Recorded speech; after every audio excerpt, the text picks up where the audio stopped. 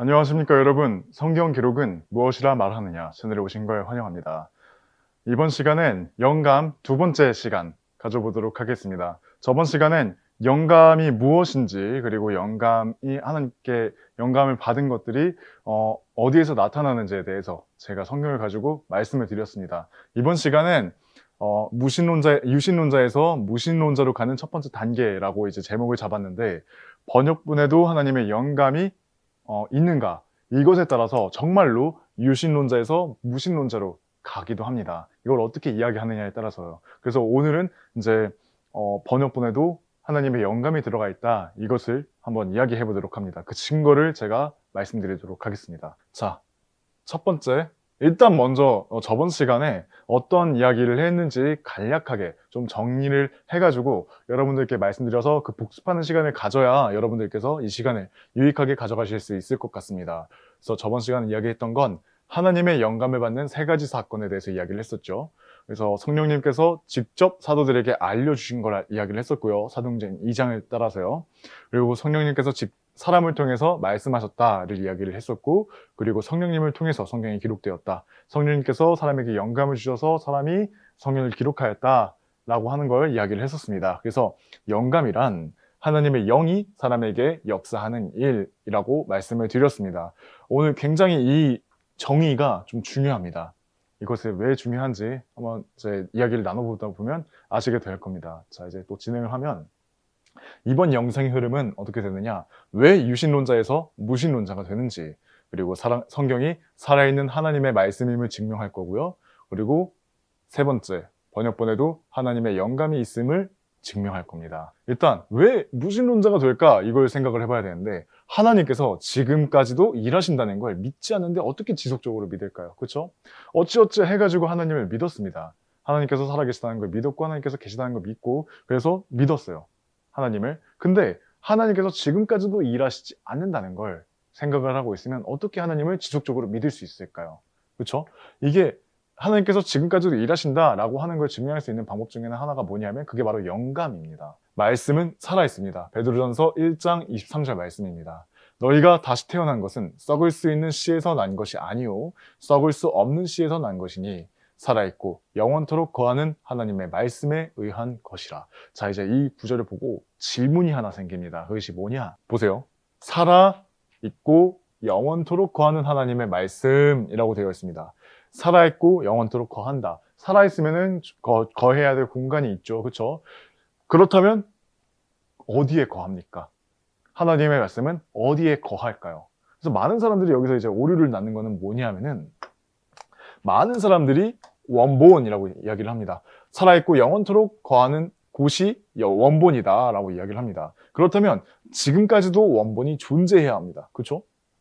정말 하나님께서 영원토록 거하신다 라고 이야기를 했습니다. 그리고 그게 원본이라고 이야기를 한번 해보죠. 그렇다면 지금까지도 원본이 있어야 해요. 그렇잖아요? 근데 이제 혹시 여러분들께서는 완전히 보존된 원본을 보신 적이 있으십니까? 저는 본 적이 없습니다. 그리고 반대급부로 하나 본 적이 있습니다. 아, 보존되지 않았구나 라는 걸 알 수 있는 것. 뭐냐면, 제가 예전에 박물관에 간 적이 있습니다. 옛날 어릴 적에 한 10년도 더 됐을 거예요. 네, 10년도 더 된 때 어떤 박물관에서 전시전을 하는 겁니다. 뭐냐면 성경의 원본이 지금까지도 있다라고 해가지고 갔습니다. 가가지고 봤는데 뭐가 있었냐면은, 이제 창세기인가 출애굽기가 기록된 것이라고 해가지고 파피루스가 있는 겁니다. 파피루스라고 하는 게 뭐냐면은 이제 식물을 이제 얇게 펴가지고 말린 다음에 그 위에다가 글을 쓰는 거, 그게 파피루스라고 하거든요. 그게 있는데 파피루스가 요만한 게 남아 있는 겁니다. 요만한 거. 어떤 거 같은 경우에는 요만한 게 남아 있는데, 요겁니다. 요거 몇 장, 요 몇 장에 창세기가 다 기록될까요? 창세기가 1장부터 50장까지 있잖아요. 요만한 파피루스에 이게 다 기록될 수 있을까요? 좁쌀만하게 썼다 하더라도 이건 안 되잖아요. 그쵸? 이렇듯 원본은 많이 이제 사라져 갔습니다. 그리고 좀 원본은 지금 이제 없는 거죠. 사라져 없어졌습니다. 근데 원본이 이제 영감받았다라고 한다면은, 그러면 지금까지도 원본은 존재해야 돼요. 하나님께서 영원토록 거하시는 곳이 원본이라고 한다면요, 하나님의 말씀이. 그러면 원본이 존재하지 않잖아요. 그리고 성경 어디에도 원본을 보존해 주시겠다고 하는 말씀이 없습니다. 이게 사실상 비성경적인 거예요. 그럼에도 불구하고 원본에만 하나님의 말씀, 영감이 들어가 있다라고 이야기를 하시는 분들이 있다면 한번 그 관련된 말씀을 한번 댓글로 남겨주셨으면 감사하겠습니다. 지금 원본은 존재하지 않습니다. 원본만이 영감을 받았다고 한다면 하나님께서는 자신의 말씀을 보존해주지 않으신다는 말이 됩니다. 그렇잖아요? 원본만 하나님께서 영감으로 주셨다라고 했어요. 그런데 원본은 지금 존재하지 않아요. 그러면 하나님께서는 자신의 말씀을 보존해주지 않으신다는 말이 됩니다. 하지만 그것은 모순입니다. 왜냐하면 시편 12편 6절에서 7절 말씀 때문입니다. 그리고 또 디모데후서 3장 16절도 있는데 이제 더 많습니다. 마태복음에도 있고요. 그래서 대표적으로 시편 12편 6절에서 7절에는 하나님께서 말씀을 영원토록 보존해 주시겠다라는 말씀이 기록되어 있습니다. 이거는 이제 이 두 구절 제가 또 가지고 왔는데 다음 장 넘어가면서 살펴보시죠. 그러면 뭐예요? 모순이라고 했잖아요. 그럼 벌써부터 하나님이 거짓말쟁이가 되어버리는 거예요. 하나님께서 자신의 말씀을 영원토록 보존해 주시겠다고 했어요. 근데 원본에만 하나님의 영감이 들어가 있어요. 근데 그 원본이 훼손됐어요. 없어졌어요. 그러면 하나님께서 거짓말쟁이가 되시는 거죠. 지켜주시겠다고 했는데. 그러면 뭐예요? 이렇게 무신론자로서 첫걸음을 대게 되는 겁니다. 이걸 좀 생각을 해봐야겠죠? 자, 그래서 보존해 주신다는 대표적인 말씀을 가지고 왔습니다. 시편 12편 6절에서 7절 말씀입니다. 주의 말씀들은 순수한 말씀들이라. 흙 도가니 안에서 정령되어 7번 정화된 은 같도다. 오 주여, 당신께서 그것들을 지키시리니 당신께서 그것들을 이 세대로부터 영원토록 보존하시리이다. 자, 여기서 질문. 과연 여기서 원본이라는 두 글자를 찾아볼 수 있을까요? 그냥 억지 부린다고 해가지고 원자 따로 본자 따로 둔다 하더라도 찾을 수가 없죠. 그쵸? 다른 것도 마찬가지예요. 네. 그 다음 구절입니다. 디모데후서 3장 16절. 모든 성경 기록은 하나님의 영감으로 주어지는 것으로 교리와 책망과 바로잡음과 의로 훈계하기에 유익하니. 여기서 포인트. 모든 성경 기록은 입니다. 모든 성경 기록은. 자, 일단 디모데 후서가 언제 쓰였는지를 대충 생각해 봐야 됩니다. 일단 성경은 약 1400년 동안 기록이 되었어요. 가장 먼저 쓰인 거는 욥기입니다. 욥기가 가장 먼저 쓰였어요. 그러면은 보세요. 디모데 후서가 정확하게 몇 년도다라고 이야기를 하기에는 지금 시간은 꽤 걸리니까 대략적으로 잡자고요. 가장 마지막쯤에 쓰였잖아요. 그쵸? 그러면은 대략적으로 욥기와의 시간적인 간격은 약 1300년입니다. 그러면은 욥기라고 하는 이 이제 성경이 쓰였으면 그러면은 이게 이제 원본도 있을 거란 말이죠. 그러면은 이때 당시에 디모데 후서 이게 쓰인 당시의 사람들은 욥기를 원본으로 봤을까요?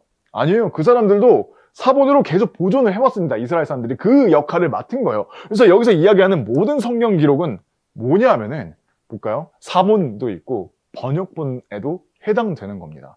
그래서 모든 성경 기록은 하나님의 영감으로 주어지는 것이라 라고 했을 때 이 안에 번역본에도 해당됩니다. 그러면 보세요. 번역본이 해당되지 않는다. 원본에만 하나님의 영감이 주어졌다라고 한다면 불가능한 게 있습니다. 보세요. 교리와 책망과 바로잡음과 의로 훈계하기 유익하다라고 되어 있습니다. 그죠? 교리와 책망과 바로잡음과 의로 훈계하기에 유익하다라고 했으면 어떻게 번역본으로 이게 가능합니까?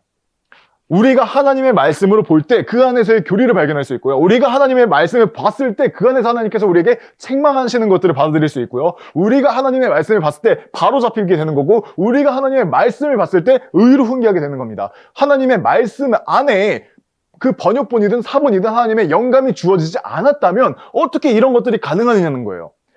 우리가 하나님의 말씀을 읽었을 때 하나님의 것들을 알 수 있다면 그것은 반드시 하나님께서 그 영감이 주어지셨다는 겁니다. 올바른 것들을 알게 됐다면 그만큼 하나님께서 보존을 잘 해주셨다는 거고 영감이 그 안에 살아 숨쉰다는 거예요.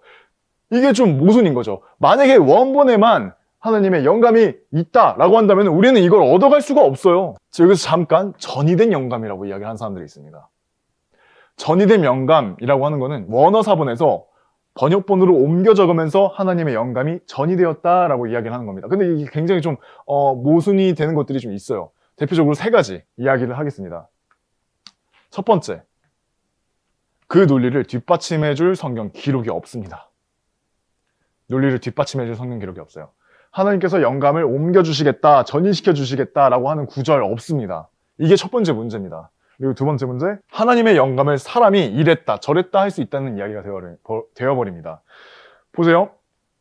전이된 영감이라고 하는 거에 대해서 대충 이제 간략으로나마라도 제가 정의를 해드렸습니다. 이제 원어사본에서 번역본으로 옮겨 적으면서 하나님의 영감이 전이되었다라고 하는 말은 하나님께서 여기에 개입하지 않으셨다는 말이에요. 그러면 사람이 그대로 충실하게 옮겨 적으니 하나님의 영감이 전이되었다라고 이야기를 한다면, 그럼 하나님의 영감을 사람이 이랬다 저랬다 할 수 있다는 말이 되는 거잖아요. 무려 하나님의 영감을, 하나님의 영이, 성령님께서 영감을 사람에게 부여하시는 방식인 건데 그걸 사람이 이랬다 저랬다 할 수 있다는 말이 되는 거예요. 세 번째, 하나님을 살아계신 하나님으로 인정하지 않을 때 생각할 수 있는 내용입니다. 전이된 영감을 주장하는 사람들은 하나님께서 말씀을 보존하여 주신다는 것에 전혀 관여하지 않으신다는 말을 하고 있는 거예요. 그렇죠? 아까 제가 말씀드렸잖아요. 전이된 영감이라고 한다면 사람이 옮겨 적으니 하나님의 영감을 전이되었다라고 이야기를 하는 거예요. 그럼 사람이 먼저 옮겨 적으니까 하나님께서 역사하신 게 아니라 사람이 옮겨 적으니 하나님의 영감이 전이되었다는 거예요. 그럼 하나님께서 여기에 개입을 하지 않으신다는 거죠.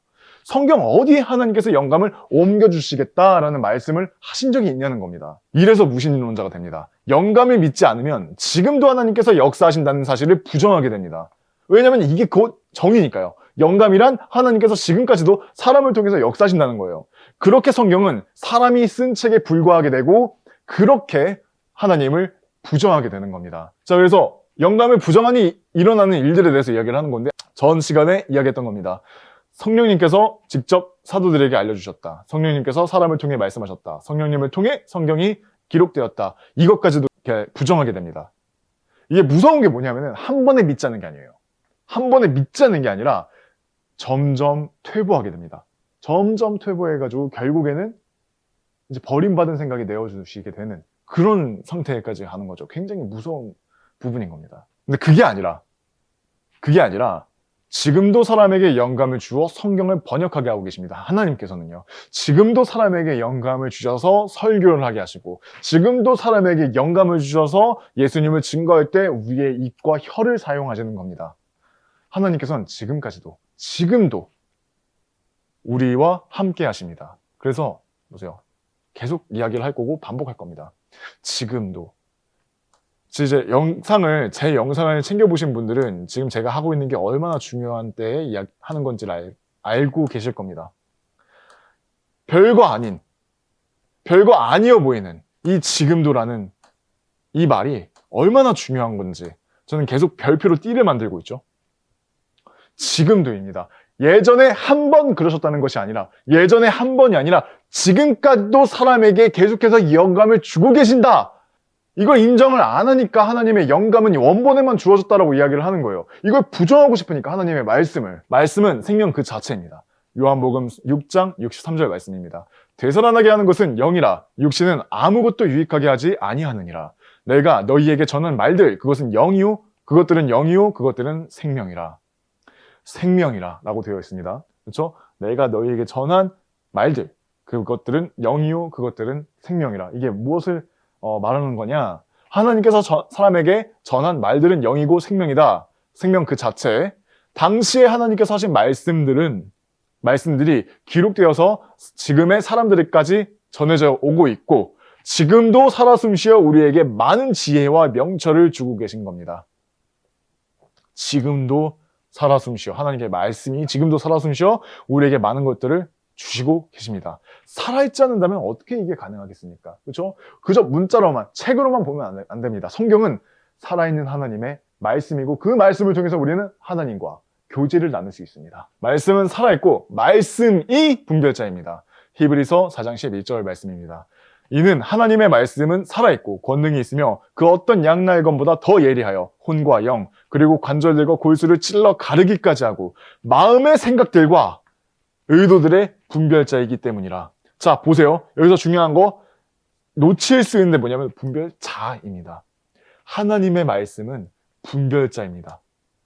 그렇기 때문에 하나님의 말씀으로 우리는 심판받게 될 겁니다. 그래서 우리의 성장의 원동력은 하나님의 말씀입니다. 하나님의 말씀은 살아있습니다. 이 말씀을 읽음으로 우리는 영적으로 성장하고 변화하게 되고 그리고 우리는 이 말씀으로 판단받게 됩니다. 하나님은 어떤 분이신가? 디모데후서 4장 1절 말씀입니다. 그러므로 내가 하나님 앞에서와 주 예수 그리스도 곧 그분이 나타나실 때 그리고 그분의 왕국에서 살아있는 자들과 죽어있는 자들을 심판하실 분 앞에서 너에게 명하노라 라고 되어 있는데 중요한 부분은 무엇이냐면 이 부분입니다.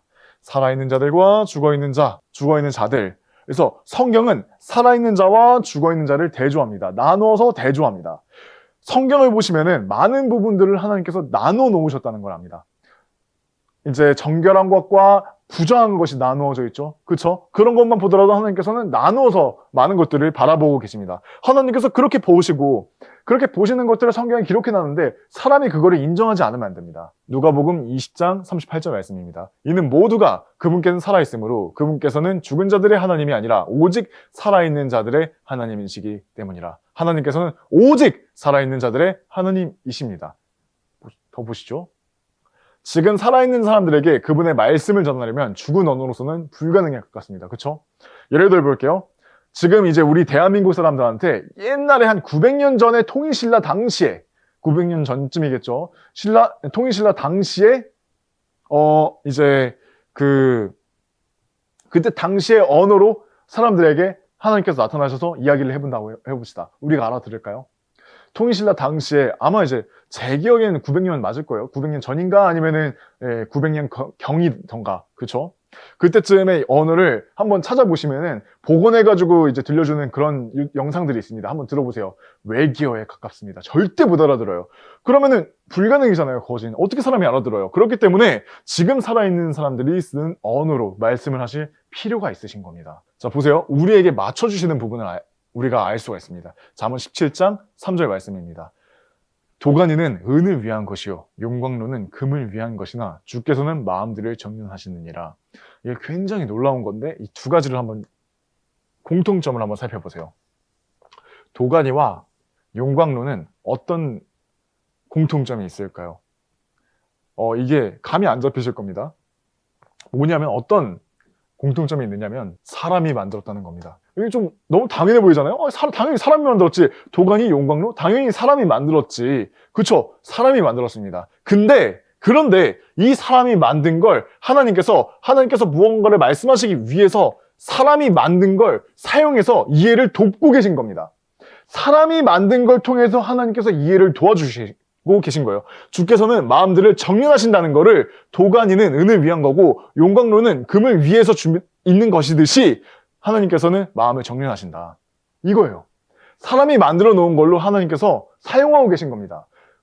그렇기 때문에 하나님께서는 사람을 위해서 어떤 것이든 사용하실 수 있는 거예요. 심지어 어떤 언어로든지 간에. 그렇잖아요? 고린도전서 14장 21절 말씀입니다. 율법 안에 기록되기를 다른 방언들과 다른 입술들을 지닌 사람들과 더불어 내가 이 백성에게 말하겠노라. 잠깐 여기서 끊을게요. 여기까지만 좀 중요하게 보려고 그러는 겁니다.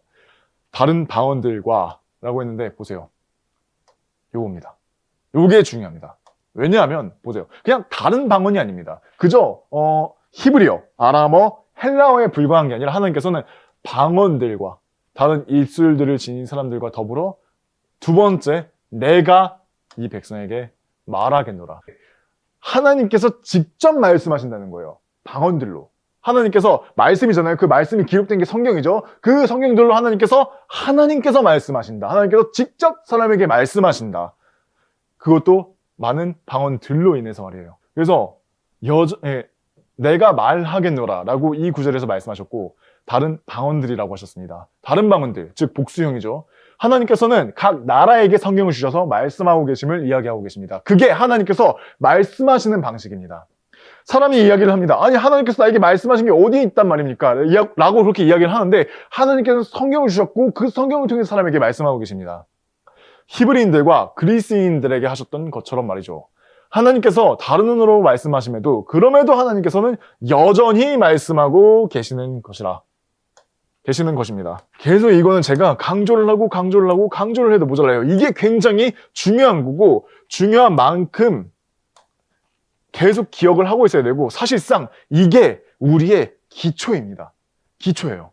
우리의 믿음에 대한 기초. 바이블 빌리빙을 하는 기초입니다. 하나님께서 성경을 통해서 지금까지도 말씀하고 계시고 그러려면은 하나님의 말씀이 있는 그대로 보존되어야 되잖아요. 훼손된 게 아니라 나중에 덧입혀진 게 아니라 지금까지도 하나님께서 여전히 말씀하시려면은 그 말씀이 지금까지도 엄연히 보존되어 있어야 되는 겁니다. 그 상태에서 여전히 하나님께서 우리에게 말씀하고 계신다. 그렇기 때문에 하나님의 말씀을 보면서 우리가 하나님의 말씀을 보면서 우리가 책망을 받고 도전을 받고 그리고 위로를 받으며 우리가 어떻게 나아가야 되는지에 대한 방향성까지도 하나님께서 그 말씀으로 이야기를 하고 계신 겁니다. 성경은 하나님의 영이며 생명입니다. 오늘날 우리에게 있는 이 성경은 어떤 언어로 되었든지 간에 단순히 기록으로서만 받아들일 것이 아닙니다. 바로 하나님의 영이며 그 하나님의 영이며 생명입니다. 번역된 성경은 하나님께서 원본에 부여하신 그만큼의 생명과 영이 들어가 있습니다. 하나님의 말씀은 영감을 받았으며 앞으로도 영원히 영감을 받으실 겁니다. 그러므로 우리 손에 들려있는 이 성경은 정말로 하나님의 말씀이며 살아있고 영원토록 거하는 하나님의 말씀입니다. 살아있다라는 말과 영원토록 거한다는 말은 영감과 보존으로 정의될 수 있습니다. 우리가 성경을 읽으면 살아계신 하나님께서 말씀을 통해서 우리에게 알려주시고 그 말씀은 보존되어 있습니다. 이것을 믿어야 합니다. 이게 기초입니다. 이걸 믿지 않는데 어떻게 하나님을 믿습니까? 영감이 주어지지 않았대요. 번역된 성경에는 영감이 없대요. 그럼 어떻게 하나님을 믿습니까? 하나님의 영감은 주어지지 않은 성경이라면 우리가 봐야 될 이유 또한 무엇이란 말입니까? 전이 되었다고요.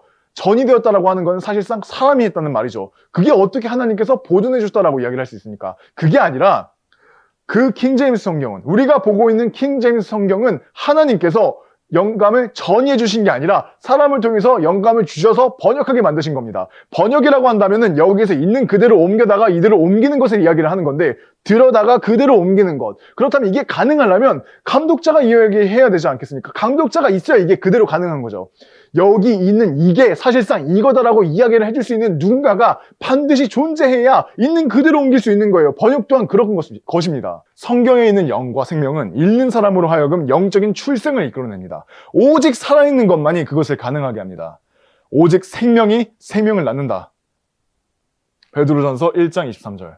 너희가 다시 태어난 것은 썩을 수 있는 씨에서 난 것이 아니오 썩을 수 없는 씨에서 난 것이다. 입니다. 그래서 죽음에서 생명은 나올 수 없다.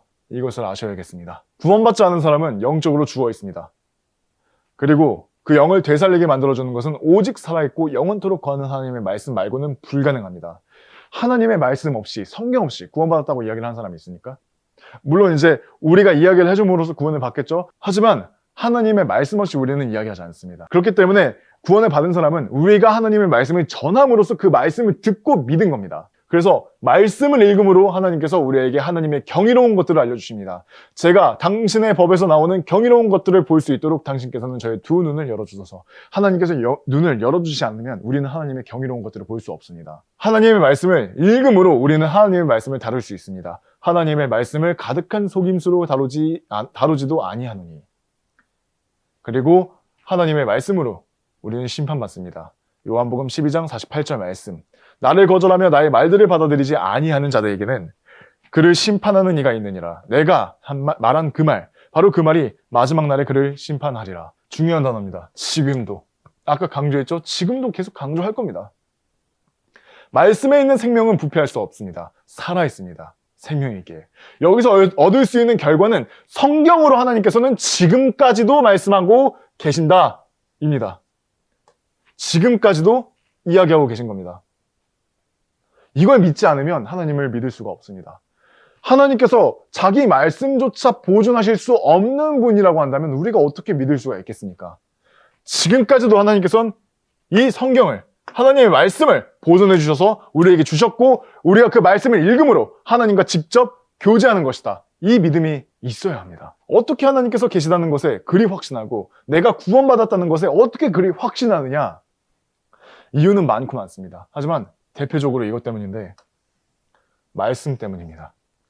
말씀 때문에 저는 하나님께서 살아계시다는 것에 그렇게 확신을 하고 말씀 때문에 저는 제가 구원받았다는 것에 그리 확신합니다. 말씀에 예수님께서 나를 위해서 하신 그 모든 것들이 기록되어 있는데 그것을 보고 저는 믿고 예수님께서 정말로 나를 위해서 십자가에 못 박혀 피 흘려 죽으시고 장사되시고 3일 만에 부활하셨다는 그 사실을 저는 믿었기 때문에 저는 구원에 확신이 있습니다. 그것을 하나님께서 직접 알려주셨고 그것을 알려주시기 위해서 이 많은 세월 동안 1400년 동안 기록된 이 성경이 지금까지도 보존되어서 하나님께서 말씀하신다는 그 사실 때문에 그것을 저는 믿을 수가 있는 겁니다. 하나님께서 보존해 주시지 않는다면 제가 어떻게 그것을 믿을 수 있겠냐는 말입니다. 지금 우리가 이 땅에 살고 있고 우리는 살아 숨쉬고 있습니다. 우리도 살아 숨쉬고 있어요.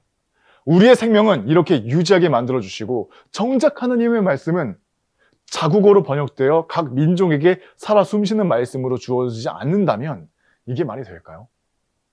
저는 그렇습니다. 저는 하나님께서는 어떤 언어로든지 간에 말씀을 주실 거라고 생각합니다. 이게 이제 뭐 예를 들어 그럴 수 있겠죠. 진짜 소수민족일 수 있지 않습니까? 그런 민족에게도 이게 하나님께서 말씀을 주셔야 되는데 그렇게 하기 위해서 만국 공용어를 주신 거죠. 그래서 하나님께서는 언어에 국한되지 않으십니다. 사람에게 그렇게 언어에 국한되지 않으시고 다가오십니다. 하나님께서 사람에게 나타나 그들에게 말씀해 오셨고 교제해 오셨다는 사실은 구약 곳곳에서 알 수 있습니다. 심지어 욥기에서도 알 수 있죠. 하나님께서 직접 욥에게 나타나셔가지고 이야기를 하셨잖아요. 하나님께서 언어에 국한된다고 생각하면 안 됩니다. 하나님께서 언어의 발명가이시니까요. 이제 창세기 11장을 보면은 바벨탑 사건이 있습니다. 그래서 하나님께서 바벨탑에 짓고 있는 사람들 때문에 언어를 흩어놓으십니다. 하나님께서 언어의 발명가이십니다. 킹제임스 성경은 언어의 발명가이신 하나님께서 당신이 사용하는 언어로 우리에게 알려주신 겁니다. 직접 알려주신 거죠. 그래서 고린도전서 14장 21절에서는 이렇게 기록되어 있습니다. 율법 안에 기록되기를 다른 방언들과 다른 입술들을 지닌 사람들과 더불어 내가 이 백성에게 말하노라. 하나님께서는 죽은 자에게 말씀하시는 하나님이 아니십니다. 하나님께서는 살아있는 자의 하나님이시며 살아있는 자는 당시 죽어있는 사람들과는 다른 언어를 사용하고 있습니다. 하나님께서 살아있는 우리에게 다가오신다면 어떤 언어로 이야기를 해야 될까요? 각자가 알아들을 수 있는 언어로 이야기를 해야겠죠. 이제 사도행전 2장에 성령님의 개입으로 인해 이사야 28장 11절에 기록된 대로 하나님께서는 여러 언어로 모든 사람에게 다가오고 계십니다. 이사야서 28장 11절 말씀입니다. 이는 그분께서 덧없는 입술과 또 다른 방언으로 이 백성에게 말씀하실 것이기 때문이라. 그래서 하나님께서는 언어에 국한되지 않으십니다. 어떤 세계 언어, 고대 히브리어, 아람어, 그리고 헬라어에 국한되는 분이 아니십니다. 이것을 생각해보고 우리가 정말로 하나님께서 우리에게 주어주신 그 성경이 무엇인가, 개역개정이 과연 맞는가, 아니면은 킹제임스 성경이 맞는가. 킹제임스 성경 안에서도 이제 번역본이 나뉩니다. 그 번역본을 봤을 때 그 번역자의 사상과 그런 가치관을 보았을 때 이것을 보아야겠는가는 여러분에게 달려 있습니다. 그래서 오늘 이제 번역본에도 하나님의 영감이 있다. 이것을 이제 결론으로 제가 말씀을 드리고 다음 시간 또 번역본에도 하나님의 영감이 있는 이유 다른 관점으로 또 한번 여러분들과 이야기를 나눠보겠습니다. 함께 해주셔서 감사합니다.